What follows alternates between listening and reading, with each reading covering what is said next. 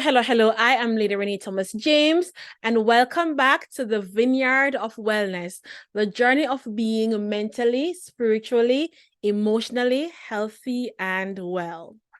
Let me tell y'all, let me just vent for 5 seconds. This is my second go at filming this and recording it. So remember, we just started this podcast and I'm having to remind myself that I need to turn on my amplifier in order to have audio. Yes, darling. A whole 45-minute video before an audio with no audio. No audio. Woo! Now that's out the way. Hi, how are you doing? Welcome to this week's episode, where we are going to touch on boundaries, the second episode where we are talking about boundaries. Last week, we looked at boundaries, the different types of boundaries, and we touched briefly on how we can start setting boundaries. Your homework last week was to set one boundary. And I hope and pray that whomever listened to that episode, that you did in fact set one boundary. Please comment below and say to me, you know what, Renae? A girl found her voice, or a young man found his voice, and we are setting boundaries in these 2023 streets. Okay. With that being said, if you are not following me on Instagram, please follow me at Lady.Renae Thomas James. I did ask my community about the boundaries that they are wanting to implement or they are working on implementing. And this week's episode, we are going to go through some of those boundaries and just to give a little bit of tip on how we can set those boundaries without feeling guilty or without feeling as if we are shortchanging ourselves and other people, without feeling as if we are damaging relationships rather. Okay. So with that being said, the one that came up as a challenge about boundary setting is this: family boundaries. Their drama and energy only have as much space in your life as much as you allow. Now, that came up quite a bit. Quite a few people said that, they're having challenges with implementing boundaries within the family. And because of how many people answered, that's who said that in the question box, I'm assuming it's not, your immediate family where you're cultivating your own home. It's relatives. It's, the grandma, the grandpa, the mommy, the daddy, the aunts, the uncles, the siblings, the aunties, the cousins. It's all of that. And that can be a tricky place to implement boundaries, because what you're thinking or what you don't want, or you don't want to make people feel as if they're not comfortable around you, or you don't want people to feel as if, you don't want them around you. However, you need that space where you need to be able to say, I love you. I want you around me. However, there are certain things that I don't want to be said to myself, my spouse, my kids. I've been through it all. I've had to set boundaries within my immediate family from my, relatives. Like, we don't speak to my husband a certain way. We don't speak to my kids a certain way. Like, that's not what we do. And because I am from a Caribbean family, and, people feel as if they can talk to you how they want to talk to you, or everybody is a parent in the Caribbean family where they feel as if, they can scold your child or talk to your child or children the way they talk to theirs. Yeah, it's real.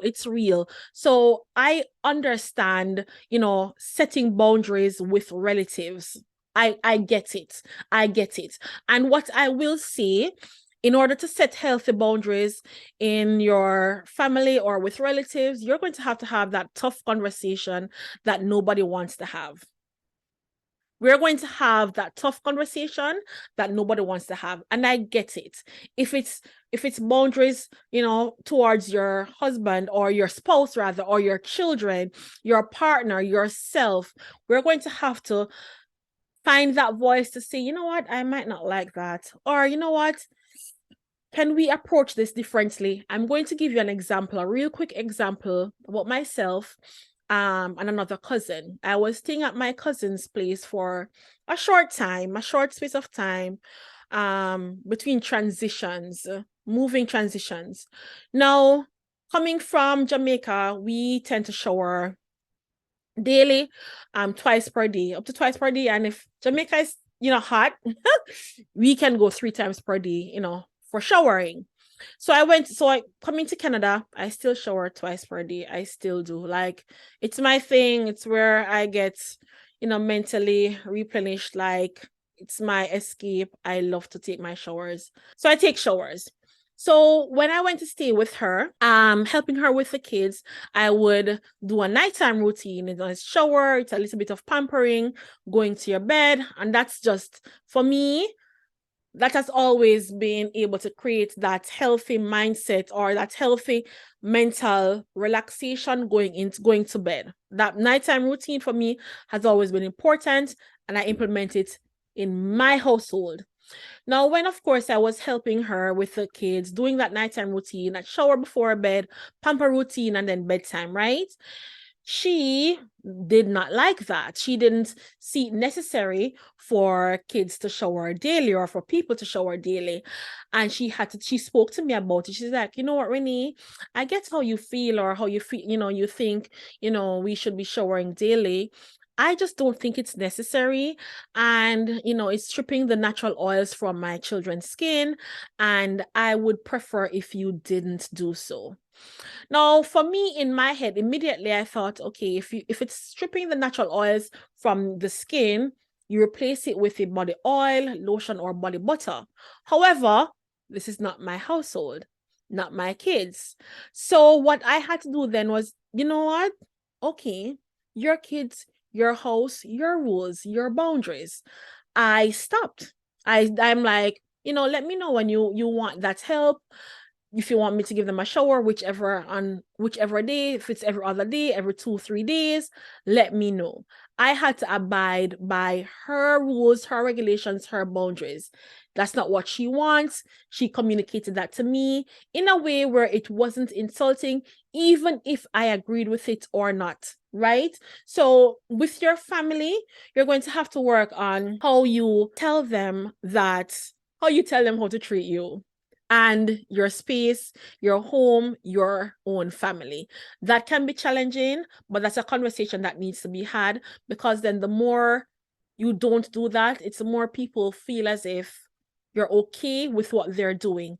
And it's not fair to them either, because when my cousin said that to me, as much as we might not be on the same page where that is concerned, I don't want to know that I'm doing something that she doesn't like. If she doesn't like it, I don't want to know that for my own reasons, because of how I conducted my household, I'm doing it to someone else and they don't like it. So that communication is key.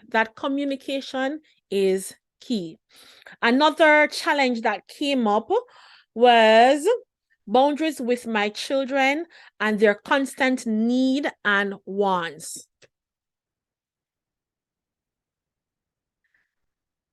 As a mother of 2, I understand this. I get it. I understand it.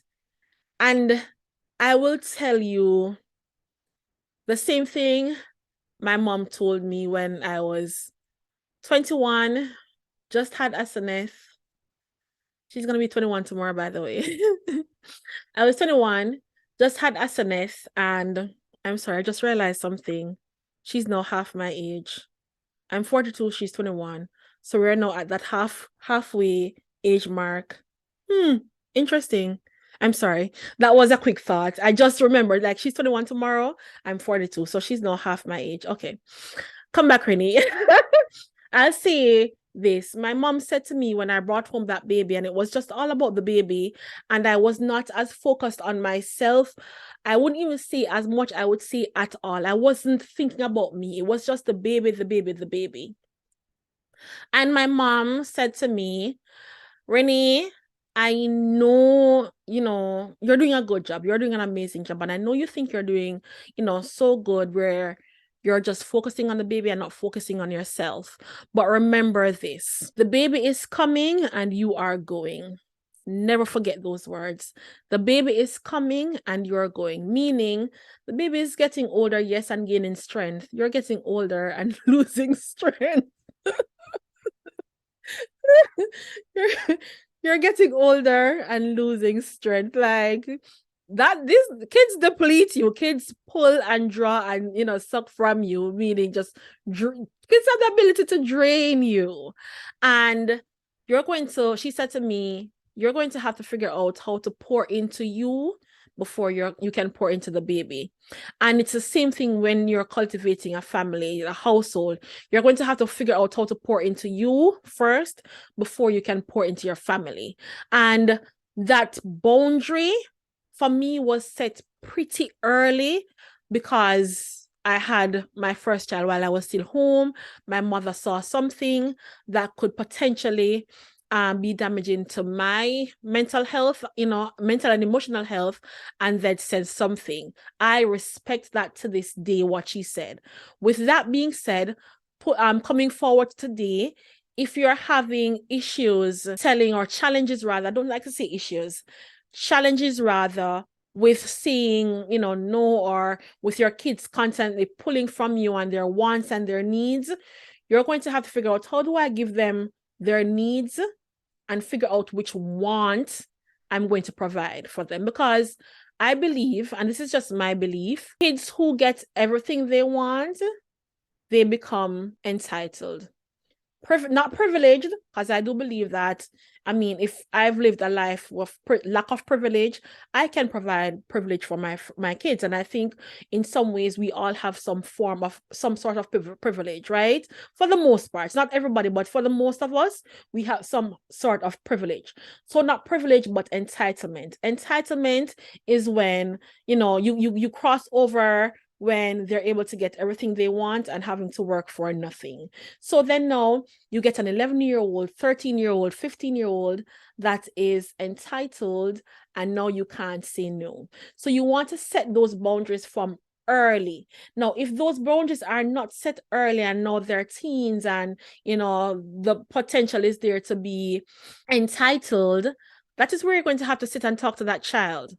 One of my pet peeves to hear moms, and a lot of the times it's single moms saying, and I understand it, so I'm not judging, but it's a pet peeve when they're unable to give a child a want and they say, but they understand. They have to understand. They have to understand that you won't get everything you want. And when you send those children off into the world is not going to give them everything they want. So you have to be able to say no from whom. You have to be able to say, you know what, look at different ways in which they can either save for it, work towards it, or is it really necessary? Is it necessary, darling? Is this necessary? This is something that I used to do with Asneth. She's older now, and I may do it sometimes still with her when we're going back to school shopping, and she would get some money from her father, and she would be like, okay, I need clothes, I need books, I need, underwear, I need shoes. I'm like, okay, so let's break up the money, right? And she would look at her needs and her wants, and she would look at where the bulk of the money is going and where the less of the money is going. Okay, do you need 2 pairs of shoes? Do you need 1 pair of shoes? Do you need, XYZ tops? So put the response, if they're old enough, put the responsibility back on them, or help them through, or guide them through figuring out their wants and their needs. And independence is so important with children, as early as 1 or 2, a certain type of independence, age appropriate independence, right? So 2 years old, I know some moms can't even get to the washroom with their 2-year-olds, and it's important, in my opinion, to have that child understand that even at 2 it is possible. I don't know how I did it. I think I had very good role models around me, Lord. But at 2, 1.5, 2, I really didn't have, the pulling on the door, or No, I'm in the shower, I'm in the bathroom, just give me some space. At least I can't remember. Not that I can remember, and it would stick out, but give them something to play with. Mommy's in the washroom, play with this until you come back. So the want and the need for you from your children, they have the ability to really strip you of everything, not knowing, strip you of, I mean, just like life. Oh Lord. And it's important that you figure out how to implement less of a want for you. There's always going to be need for a mommy, and there's always going to be need for a daddy, but less of a want for you, and to be figure out how to be more independent. The earlier, the better. As I started school at 2, I know, Jamaica, please don't come for me. That's too early. I know. It was good though. It was good. And I remember when I dropped her off at school, the principal said to me, "We have independent children here. No one will be taking them to the bathroom. And I respected that principal because of the boundaries she set with the parents. To this day, she's 19 years later, she started school at 2. I respected everything that principal said to me. And Asneth has been, for the most part, independent. Of course, she still needs me for some things, and I make sure that I am there for what, when she needs me. But for the most part, she's independent. So you want to create that space for children to be independent and to be less dependent on you, because the more they're dependent on you, you will be drained. Kids drain you. Trust me. The next thing that came up, the next challenge that came about is community boundaries. The need to always say yes and to help out. In conjunction with another person who said learning to say no when that's what I really want to say. So those two came out where one person said community boundaries, you need the need to always say yes to help out, and the next person says learning to say no when that's really what you want to say. Let us break that down. I don't remember where I heard it a few years ago.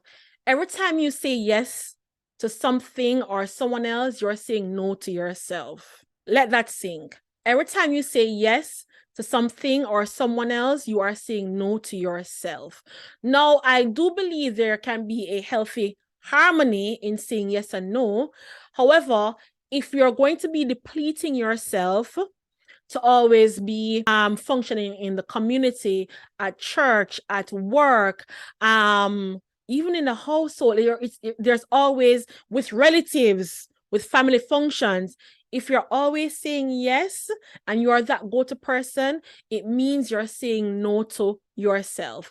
And I will say this, I think it was Nicole, someone who said this a few months ago. I heard from her and I was shocked because she's, a pastor, and I appreciated her for saying that.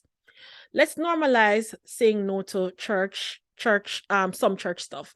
If you don't have the capacity to do so, then don't. So normalize saying no.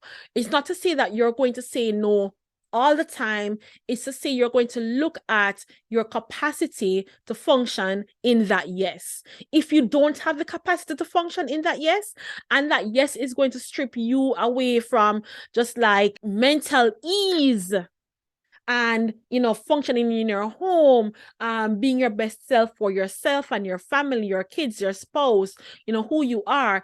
If that yes is going to strip you of all that, you're going to have to pull the no. You're going to have to find it deep within to say, you know what? I don't have the capacity to do so at this moment. I don't have the capacity to function in this community event. I don't have the capacity to function in this family event. I don't have the capacity to function in this church event. And if it's at home, I don't have the capacity to function, be it in the kitchen today. There is something, and of course this ties into your kids and the wants and the needs for your kids.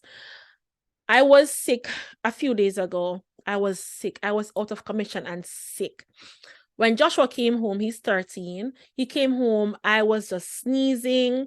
My sinuses were draining. And rubbing my nose, my ears, my ENT, ears, nose and throat was just messed up.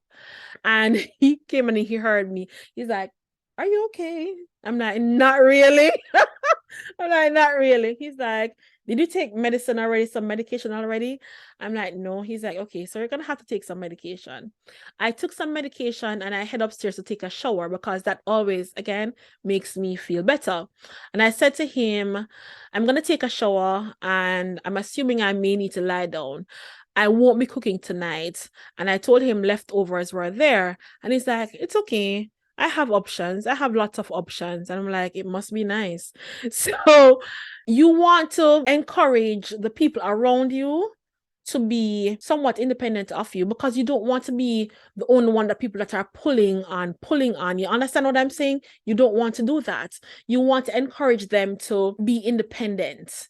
And every time you say yes to someone else, you're potentially saying no to yourself, your mental health, your emotional health, your physical health, your spiritual well-being, your a lot of cases as well, your financial well-being. You're saying no to you.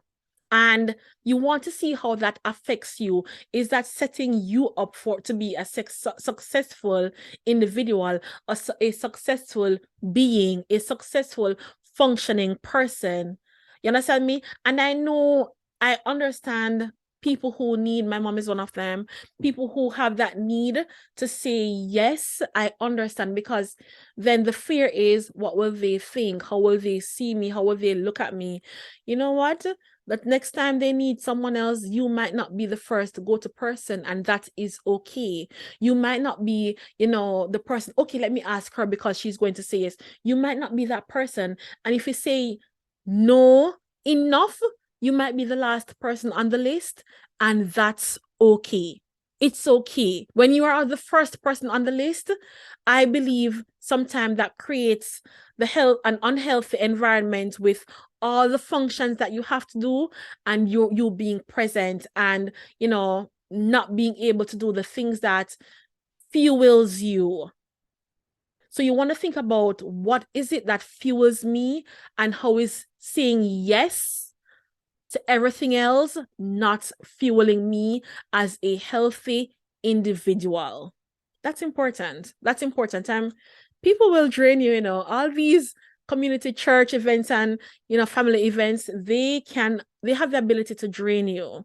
And then you look at yourself in the mirror one day and you can't recognize the person. I have experienced wipeout. I've experienced just being drained. I've experienced rock bottom. I've experienced not being able to just function because I'm out of commission. I'm drained. I'm burnt out. I have experienced burnout, and I wish it for nobody. I don't wish burnout for anybody, because it took me months to actually start recognizing the person in the mirror. It took me months to even look at a mirror. It took me months to be able to look at a mirror, let alone recognize that person. And if you're being everything for everyone else, it means you're not fueling yourself in a healthy way, and burnout could be closer than you think. You might not realize it in the moment, but you don't want to wait until it's too late. You get to burnout, you're not functioning for yourself, for your family, the things you want to do, the things you need to do, and you're not able to do it because you simply cannot physically, emotionally, mentally do so. You don't want to get to that point. I've been there. It's not pretty. And I will do an episode on how to avoid burnout and what that looks like in the different stages of your life, with family, without family, kids at different stages. I will definitely do, and a self-love, self-appreciation episode, because you have to fuel you before you're able to fuel anyone else, or anything else rather. The next thing was partner/child. I'm allowed to be my own person outside of these roles. In fact, I need to be. If you follow me on Instagram, Renae Thomas James, you would have known that I talk a lot about functioning as an individual, or having an identity outside of being a mom, and a wife. Let me bring this closer because I might get silent. And I take that very seriously. And let me tell you why. I kept my last name. My last name is Thomas, or my maiden name is Thomas. And then added hyphenated my husband's name, which is James. So I'm Thomas James. I kept that last name because I never want to forget. This might be contradictory to some. And this is just me. I'm not saying you have to do it. I never want to forget who I truly am. I loved Renae Thomas. I adored her. I respected her. She knew who she was, and she walked in that proudly. And I got married 25 or 26, one of them. And I kept my Thomas because I didn't want to lose sight of that bold person, that bold, happy-go-lucky, airy, light, strict. This is different, points in my life. Strict, firm, jovial, joyful person. I never wanted to lose sight of that. And I have found myself in situations where, like when my mom said to me, Renae, Siri's doing too much within these first week of having a baby. And I understood it. And because I had such a strong sense of self, I was able to understand what she was saying. And every now and then, I have to remind myself of who that person is, because the truth is, every now and then, which happens, I don't think there's one with, I don't think it's never gonna happen where, the wife in me or the mom in me doesn't overshadow the individual in me. It happens. But because I have a strong sense of self, I can know or feel when I'm so far gone into, the wife or the mom, and I'm able to bring back who I am. And I would urge, advise, encourage anybody before marriage. Number one, we have 2 points. Before marriage, have a sense of self, know who you are, your likes, your dislikes. Are you adventurous? Are you a homebody? The things you like to do, because those things will be important when you find a partner. Now, in marriage, because you've had a sense of self, you're still able to maintain that sense of self even in marriage. If you never had a sense of self in before marriage, I would encourage that you find what do you like? What are the things that you like to do? What do you like to listen to? What do you like to do for fun by yourself on your own? What makes you smile? What makes you laugh? What fills you with joy? What gives you laughter? Knowing, okay, life is beautiful and life has its challenges. And even in your challenges, you're able to smile through the tears sometimes, not all the time. But you're able to smile through the tears. You're able to, one moment, be bawling, but the next moment you have a thought and that makes you smile, that brightens your face. What is that? What is that? And I encourage, this is why it is so important to encourage your children to be themselves. I've never said this before. The door is right there. But I don't have rules in my house. My mother would kill me.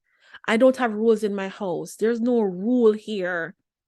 There is unspoken rules or regulations. Yes, there is standards to which I hold everybody.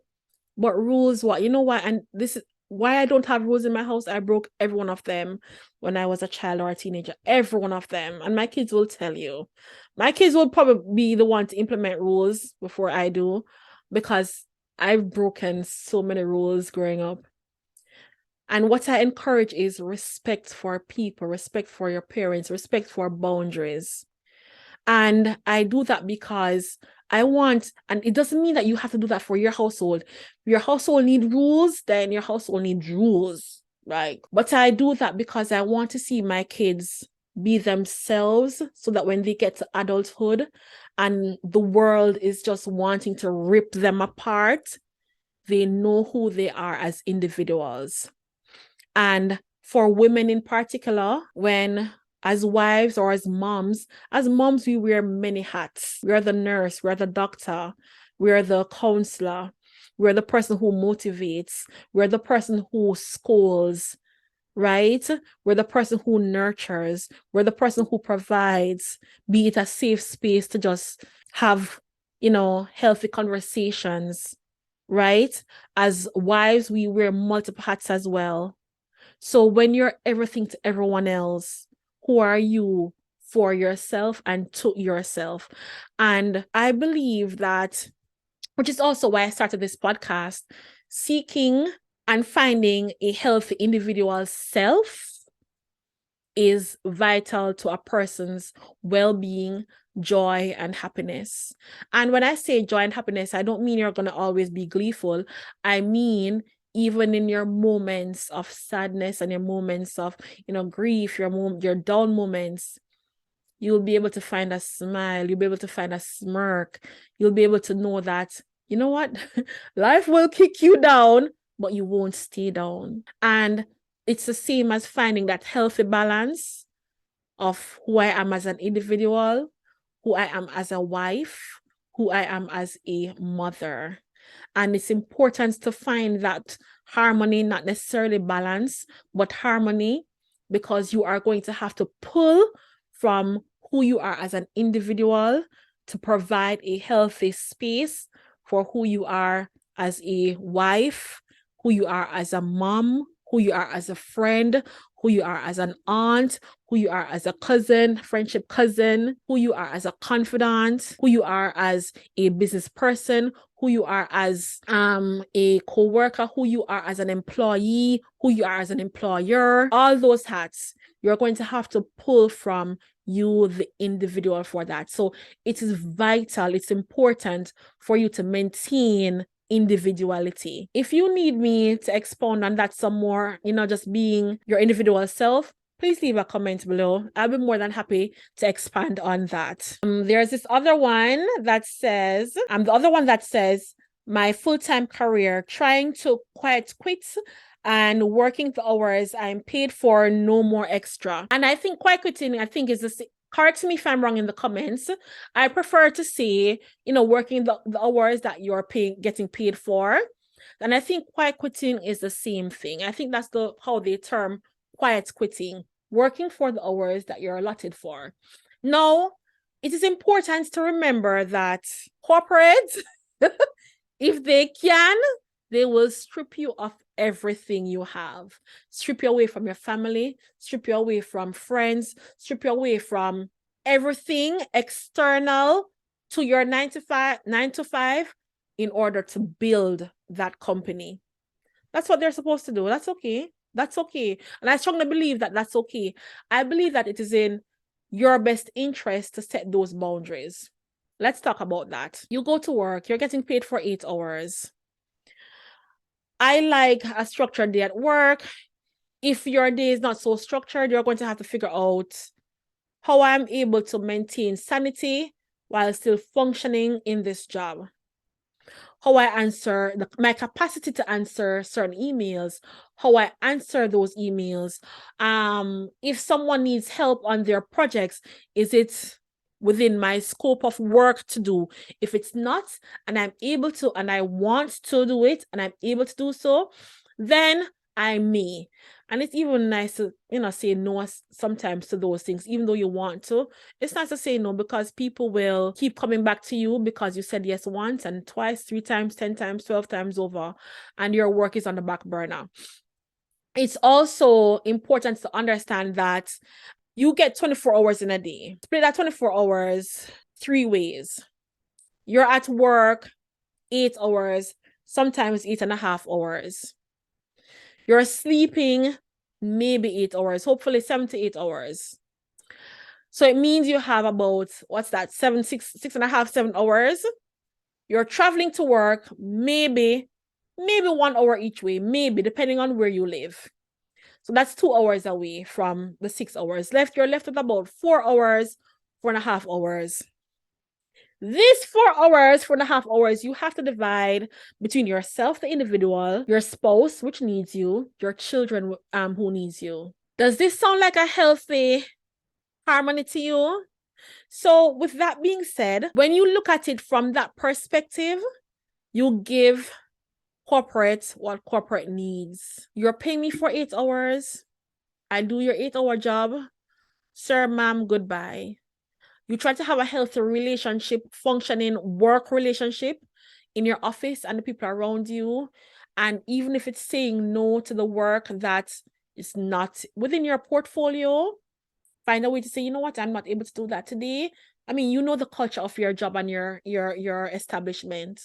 Find a way culturally within that culture, job culture, to say, I'm not able to do so. I'm today because I have XYZ doing. I'm not able to do so today. It is encouraged. As a matter of fact, I don't remember which HR, one of my jobs, said to me, if you are not able to do so, say it. Say it.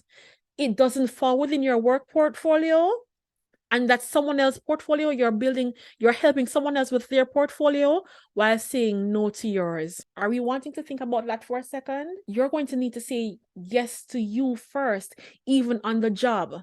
And again, that is pulling from me knowing who I am and knowing my capacity to manage certain things and know that certain things I'm just going to have to say no. Sir, ma'am, I would love to be able to help you with this. However, I'm doing X and my deadline is Y and I need to get this done. So remembering that is so important, because corporate come to pull every bit from you to build their company, while you're just another number there. You're just another number. And when you remember that, you work on keeping it respectful, but it's your job. We are not trying to disrespect anybody in these streets. We are not.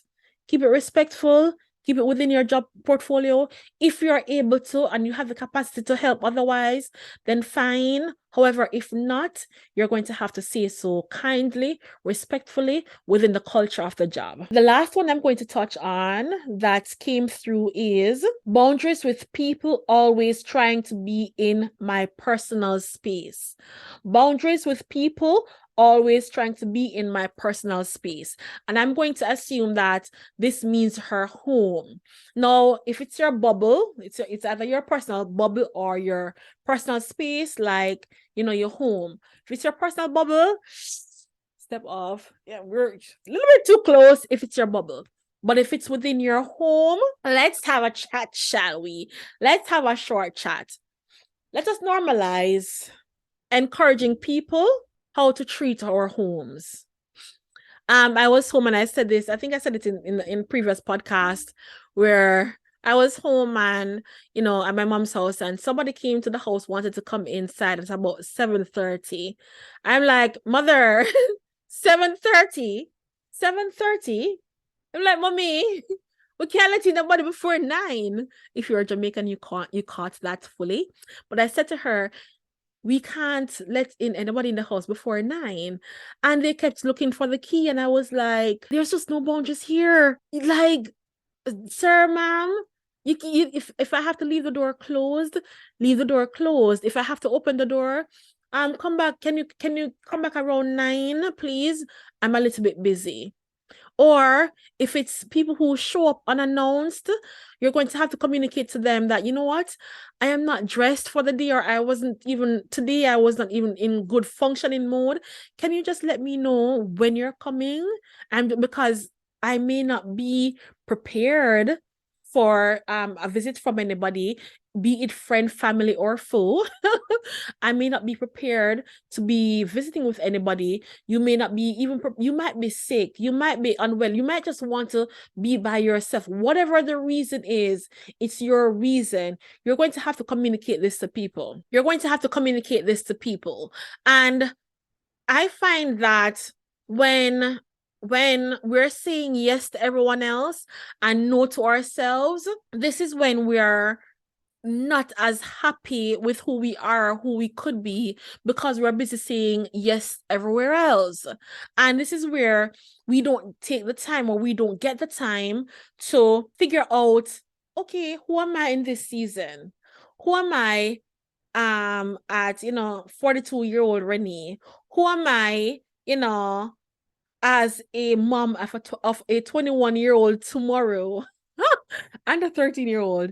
Who am I as a wife in this season? Because I don't get to figure that out if I'm saying yes to everyone else. And I'm sorry, for me, I love having a strong sense of self. And like I said to you, this goes way back, way back, to childhood. I love having a strong sense of self. So if I'm saying yes to everyone else and no to myself, it means I am not cultivating a healthy relationship for myself with myself. It means I'm not even allowing myself, to think, who am I in this season and how to operate in this season. I might in this season, I might need to be more prayerful. I might need to be reading more books. I might need to be cultivating healthy relationships outside of the home, or I might need to be cultivating healthy relationships within the home. I might need to look at my children or my family to see, okay, is everything okay? When you when you're unable to look at yourself, or unable to look at your home and not be able to function therein, that is when you know that whomever is coming to the house, or whomever is invading your space, you're going to have a chat with them. We need to have a talk. We need to have a sit down. It means that saying yes to everyone else and no to yourself, it's not serving you. Who is that serving? That's not serving you. Like just invading people's space for what? For what? It's like just to be liked. I'd much rather be known for a kind person and respected for setting boundaries, rather than assuming that people will like me because I'm always saying yes, or I'm not speaking up for myself. And like I said in earlier, I think it was last session or last episode, that you may have less friends, and the people who walk away from you when you set these boundaries, it means they were not meant to be in your life. It means they are not cultivating healthy relationships with you. It means more than likely they want to treat you how they want to treat you, and that is not right. That's not healthy for you. That's not healthy for the friendship or relationship that you're cultivating. It's not even healthy for them. However, if you set these boundaries, it may, or more than likely, encourage someone else to also set boundaries. You understand me? We touched on did we touch on parent-children boundaries? I am now having to help my mom to set boundaries with me. Right? Mommy, it's okay to say no. It's okay to not answer your phone. But Renae, you're going to get mad. It's okay if I get mad, mother. It's okay. If I get mad, you're going to have to tell me, Mommy or Renae, I just didn't have the capacity to do so. And being the older one, the firstborn, I am setting that pace for her to also set boundaries with the second and last one, because it means that we have the ability to deplete her without even knowing. I don't want to know that my mom is unable to set boundaries, deplete herself, and no one knows why. And if you're unable to say no to your kids, you may also find it hard to say no to people outside of the family. So just think about that trend. Think about that trajectory where it's the kids, the friends, the family, it's the community, the church, the relatives. So it's everybody, when you look at it from that big picture perspective, that has the ability to deplete you, because you're unable to say how you want people to treat you. Let us think about that for a second and implement healthy boundaries for ourselves to build ourselves in a healthy way, mentally, spiritually, emotionally. This is a journey It's not a marathon, it's a journey. And I'm wanting you to look at this journey as a beautiful one, as one that, we are learning, we're growing, we're cultivating beautiful relationships outside of ourselves, but first with ourselves. Thank you for listening. If you're listening to where you listening on your podcast, Apple Podcast or Spotify, thank you. And if you're watching on YouTube, thank you for watching. I will see you again in our next episode. If you haven't already, feel free to subscribe to our YouTube channel. That's Lady Renae Thomas James. Or subscribe to our podcast, The Vineyard of Wellness. Feel free to also leave a comment on YouTube. Leave a comment about, was this helpful? What did you learn? What was your takeaway? And also, if you're on Apple Podcast or Spotify, I think you're able to leave a rating on Spotify, but feel free to give us a healthy, nice 5-star rating and tell us why you're enjoying our podcast or my podcast. Thank you, and I will see you in the next episode. This was a good one. I liked this one. Thank you and goodbye.